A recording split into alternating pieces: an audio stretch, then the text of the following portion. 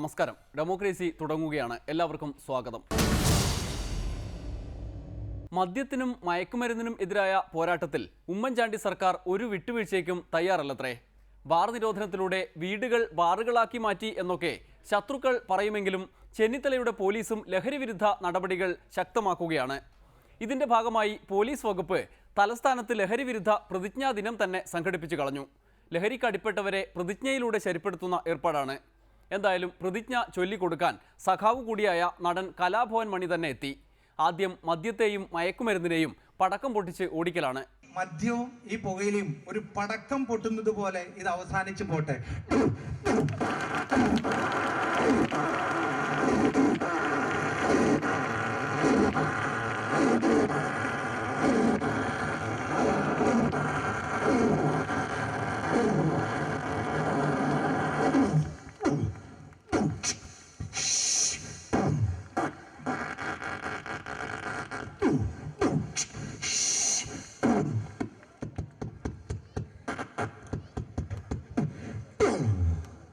അങ്ങനെ തന്നെ തീരട്ടെ എന്ന് പറയാ. ഇങ്ങനെ തന്നെ തീരട്ടെ എന്ന് ഉമ്മൻചാണ്ടിയും കെ എം മാണിയും ഒക്കെ അടുത്ത കാലത്തുകൂടി വ്യക്തമാക്കിയതാണ്. അതും മദ്യവുമായി ബന്ധപ്പെട്ട സംഭവം തന്നെ. പക്ഷേ ബാർക്കോഴ കേസിന്റെ കാര്യമാണെന്ന് മാത്രം. കോഴ ആരോപണവുമായി എത്തിയയാളെ പടക്കം പൊട്ടിച്ച് പരാതിയും കൊണ്ട് ഓടിച്ചു കളഞ്ഞു. എന്തായാലും കലാഭവൻ മണിയുടെ പടക്കം അതുപോലെയല്ല. ലഹരിക്ക് അടിപ്പെട്ടവർക്കുള്ള കനത്ത ഉപദേശമാണ്. അത്തരക്കാർക്ക് മുക്തി പ്രദാനം ചെയ്യുന്ന ലഹരിവിരുദ്ധ ഗാനമാണിനി. ഞാൻ എൻ്റെ പാട്ടിൽ വരെ ഞാൻ പാടിയിട്ടുണ്ട്. ആ പാട്ടില് ആ പാട്ടിന്റെ പേര് എൻ്റെ ചേട്ടന്റെ പേരാ. ആ പാട്ടില് പകല് മുഴുവൻ പണിയെടുത്ത് കിട്ടണ കാശിന് കള്ളും കൂടിച്ച് എന്റെ മോളെ കഷ്ടത്തിലാക്കല്ല വേലായുധ, എന്റെ മോളെ കഷ്ടത്തിലാക്കല്ല വേലായുധ. പെണ്ണ് കെട്ടിയ കണ്ണും കെട്ടും കുട്ടിയോളയ വായും കെട്ടും കാര്യം കഴിഞ്ഞു മതി കളി വേലായുധ, കാര്യം കഴിഞ്ഞു മതി കളി വേലായുധ. പണ്ടത്തെ കാലം പോയി പെണ്ണുങ്ങള് പോലീസായി ജാമ്യം കിട്ടാൻ പൊല്ലായി പാകും വേലായുധ, ജാമ്യം കിട്ടാൻ പൊല്ലായി പാകും വേലായുധ. അപ്പൊ ശരിക്കും ആ പാട്ടിൽ തന്നെ ഉണ്ടെന്നുള്ളതാണ്. ഒരുപാട് ഗാനങ്ങൾ പാടിയിട്ടുണ്ടെങ്കിലും അതിനകത്തും നമ്മൾ കറക്റ്റായിട്ട് ഉൾക്കൊള്ളിച്ചിട്ട് തന്നെ പാടിച്ചേക്കണത്. ഒരുപക്ഷെ ഏറ്റവും കൂടുതൽ മദ്യം വിൽക്കുന്ന നാട് ചാലക്കുടിയാന്നൊക്കെ നിങ്ങൾ കേട്ടറിഞ്ഞിട്ടുണ്ടായിരിക്കും. ഞങ്ങളുടെ ആ ബീവറേജ് അവിടെ നിന്ന് മാറാൻ പോവാന്നാണ് ഈ അടുത്ത കാലത്ത് കേട്ടൊരു സന്തോഷം. പരമാവധി എന്താ ചെയ്യണമെന്ന് വെച്ചാൽ ബീവറേജുകളെല്ലാം മെയിൻ റോഡിന്റെ ഹൈവേയുടെ തൊട്ട് ചേര വെക്കുകയാണെങ്കിൽ കുറെ ആൾക്കാർ പോയി കിട്ടും. ഈ വരിയിലേക്ക് നിൽക്കുന്ന ആൾക്കാർ, ഇതിനു വേണ്ടി നിൽക്കുന്ന ആൾക്കാർ കുറെ ആൾക്കാർ പോയി കിട്ടുന്നുള്ളതാണ്. അതുകൊണ്ട് ബീവറേജസിന്റെ ഇനിയുള്ള ഷോപ്പുകൾ ഹൈവേ സൈഡിലാക്കാൻ കെ ബാബു നടപടി സ്വീകരിക്കണം. എന്തായാലും ഇനി ലഹരിക്ക് വേണ്ടി ഇതുവരെ പാടിയ പാട്ടുകൾ ഉപേക്ഷിക്കാം. അങ്ങനെ ലഹരി വിമുക്തി നേടാം. ഇനി മേലാൽ നമുക്ക് ആ പാട്ട് മാറ്റിയെടുക്കണം. ഏത്? ആടു പാമ്പേ ആടാടു പാമ്പേ ആടാടു പാമ്പേ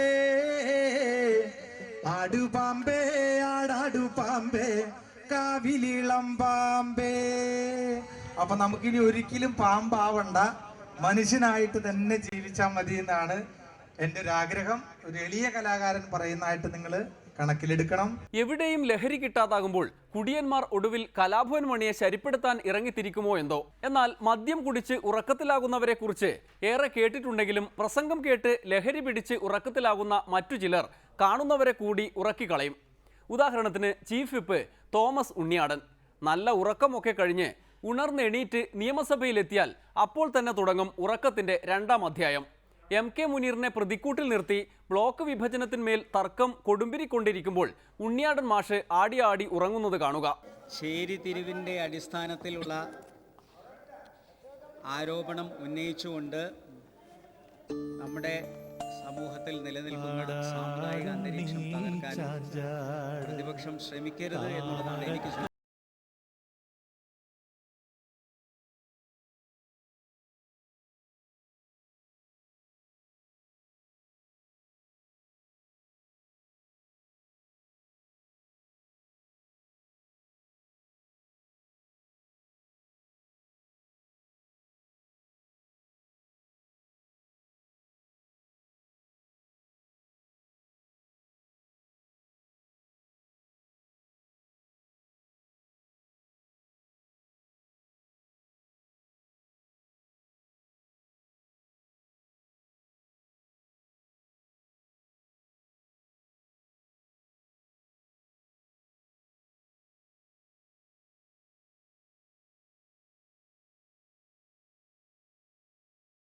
നിങ്ങളുടെ കാലഘട്ടത്തിൽ 2011 അല്ല 2010 നിങ്ങൾ ഏത് അടിസ്ഥാനത്തിലാണ് വാർഡ്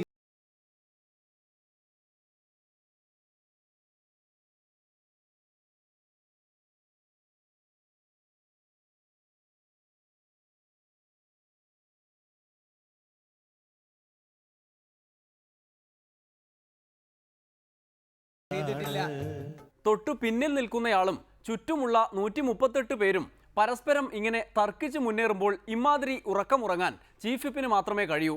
മുൻ ചീഫ് വിപ്പാണെങ്കിൽ ഉറക്കമില്ലാത്ത പ്രേതത്തെ പോലെ സഭയ്ക്ക് അകത്തും പുറത്തും അലഞ്ഞു തിരിയുമ്പോഴാണ് ഉണ്ണിയാടൻ മാഷിന്റെ ഈ അതിക്രമം. എന്തായാലും ഉണ്ണിയാടൻ മാഷ് ഉറങ്ങിയാലും അബ്ദുൾ റബ്ബിന് അടുത്ത കാലത്തൊന്നും ഉറങ്ങാൻ കഴിയുമെന്ന് തോന്നുന്നില്ല.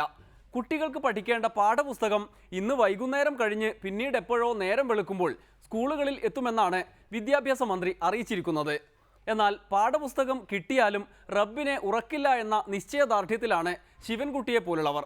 പ്രീ പ്രൈമറി സ്കൂളുകളിൽ മുട്ടയും പാലും കൊടുക്കാത്തതിനാണ് അവർ റബ്ബിനെ ക്രൂശിക്കുന്നത്.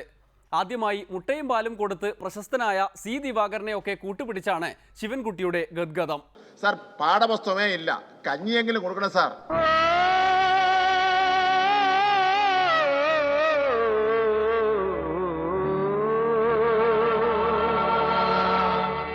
കഞ്ഞിയെങ്കിലും കൊടുത്ത കുട്ടികൾ പഠിക്കട്ടെ സാർ. ഞാൻ മുമ്പ് എനിക്കൊരു അവസരം കിട്ടിയപ്പോൾ തിരുവനന്തപുരം സിറ്റിയിലെ മുഴുവൻ സ്കൂളുകളിലും പാലും മുട്ടയും പാവപ്പെട്ട കുട്ടികൾക്ക് സൗജന്യമായി കൊടുത്തിട്ടുണ്ട് സാർ. ഇന്നിപ്പോൾ സാർ 7 രൂപ സാർ. അങ്ങേക്കും എനിക്കും ഒരു ദിവസത്തെ ചായ കുടിക്കുന്നുണ്ടോ സാർ? ഒരു ചായ ഇന്ന് 7 രൂപ. 7 രൂപയ്ക്ക് കിട്ടില്ല സാർ. സാർ ആരെല്ലാം അവിടെ വെട്ടി തന്നുകൊണ്ട് പോട്ടെ സാർ.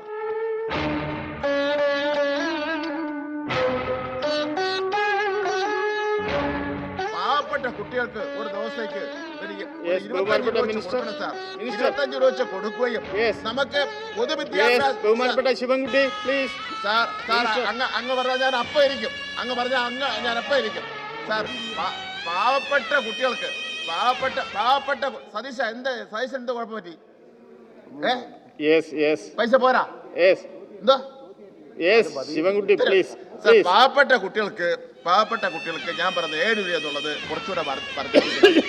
നമുക്ക് പ്രീ പ്രൈമറി ഓരോ സ്ഥലത്ത് ശ്രദ്ധം ചെയ്യുന്നതിന് വേണ്ടിയുള്ള നടപടി സ്വീകരിച്ചാലേ ഈ ഗവൺമെന്റ് സ്കൂളുകൾ മെച്ചപ്പെട്ടു വരും. അതാണ് ഏറ്റവും പ്രധാനപ്പെട്ട പ്രശ്നം സാർ. പാഠപുസ്തകത്തിന്റെ കാര്യം കൊടുത്തിട്ടില്ല. മിനിസ്റ്റർ പാഠപുസ്തകങ്ങൾ അടിച്ചിട്ടില്ല എന്നുള്ളത് ഒരു സ്ഥിരം പല്ലവിയായി ഗീവൽസിനെ പോലെ 100 പ്രാവശ്യം നുറ പറഞ്ഞാൽ സത്യമാവുമെന്ന് വിചാരിച്ചുകൊണ്ട് കാര്യമില്ല. പാഠപുസ്തകങ്ങൾ ഇന്നത്തോടുകൂടി എല്ലാ ജില്ലകളിലും ഹബ്ബുകളിലും എത്തിക്കഴിഞ്ഞു. അത് അറിയിക്കാൻ ഞാൻ ആഗ്രഹിക്കുകയാണ്. 2011-2012 കാലത്ത് അങ്ങ് തന്നെയാണ് ഇവിടുത്തെ വിദ്യാഭ്യാസ മന്ത്രി. അങ്ങ് അറിയാതെ രഹസ്യമായിട്ട് പ്രീ പ്രൈമറി തുടങ്ങാൻ പറ്റുമോ? ഈ പ്രീ പ്രൈമറി കുട്ടികൾ പഠിച്ചുകൊണ്ടിരിക്കുകയാണ്. ഇപ്പോൾ ഈ സർക്കാർ സ്കൂൾ അടച്ചുപൂട്ടാണോ അങ്ങ് ഉദ്ദേശിക്കുന്നത്? പ്രീ പ്രൈമറി എല്ലാം വേണ്ടെന്ന് വെക്കുകയാണോ? അവർക്ക് ഉച്ചകഞ്ഞി കൊടുക്കുന്ന കാര്യത്തിൽ സർക്കാരിന്റെ സാമ്പത്തിക ബാധ്യത പറഞ്ഞുകൊണ്ട് പാവപ്പെട്ട കുട്ടികൾക്ക് ഉച്ചകഞ്ഞി കൊടുക്കാതിരിക്കും ശരിയാണോ? അത് അങ്ങ് മറ്റാർക്ക് കൊടുത്തില്ല, ഈ കുട്ടികൾക്ക് കൊടുക്കണം. അതാണ് അങ്ങ് തീരുമാനിക്കേണ്ട കാര്യം സാർ. അത് അങ്ങ് പറയുന്ന മറുപടി ശരിയല്ല. പ്രീ പ്രൈമറി കുട്ടികൾക്ക് ഉച്ചകഞ്ഞി കൊടുക്കാതെ പിന്നെ ആർക്കാണ് അങ്ങ് ഈ ഗവൺമെന്റ് ഉച്ചകഞ്ഞി കൊടുക്കുന്നത് സാർ? ഈ 11-12 കുട്ടികളൊക്കെ തന്നെ വീട്ടിൽ പോണോ? ആ കുട്ടികളെ അടച്ചുവിടണോ? സർക്കാർ പൈസ കൊടുക്കണം സാർ. ഇത് ശരിയല്ല. ഇങ്ങനെ മറുപടി പറയാൻ ശരിയല്ല.